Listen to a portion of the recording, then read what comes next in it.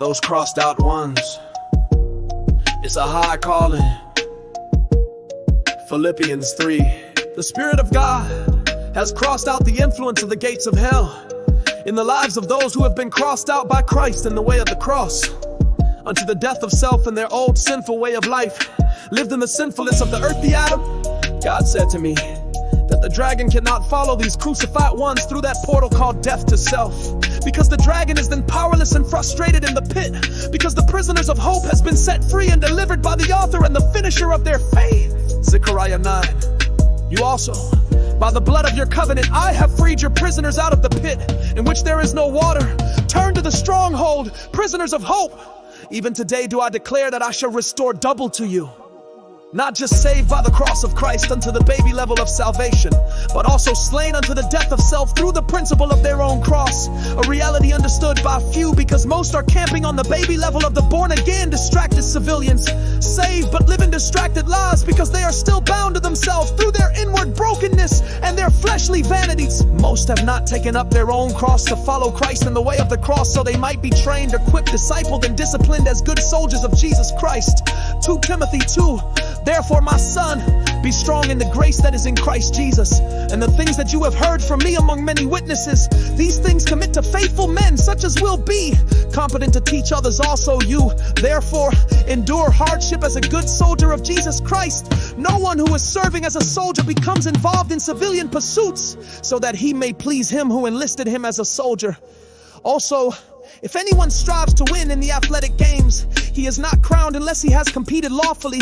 How can any athlete lay claim to the victor's crown of the overcomers unless he competed according to the rules as laid out by the Father, and unless he has finished the race of the upward call of God in Christ unto the mature fruitfulness of those who shall manifest the life, the ministry, and the glory, the power and presence of the Son?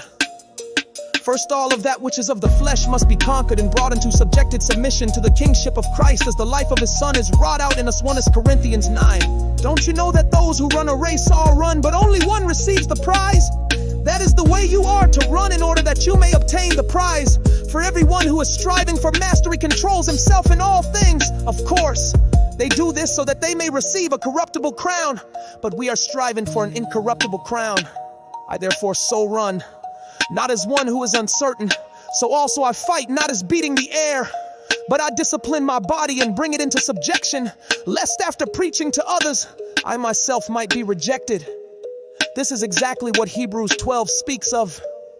Therefore, since we are surrounded by such a great cloud of witnesses, let us lay aside every weight and the sin that so easily entraps us, and let us run the race set before us with endurance, having our minds fixed on Jesus, the beginner and finisher of our faith, who for the joy that lay ahead of him endured the cross, although he despised the shame, and has sat down at the right hand of the throne of God.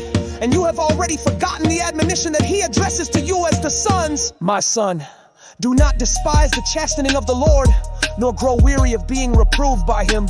For whom the Lord loves, he chastens, and he severely disciplines every son whom he receives.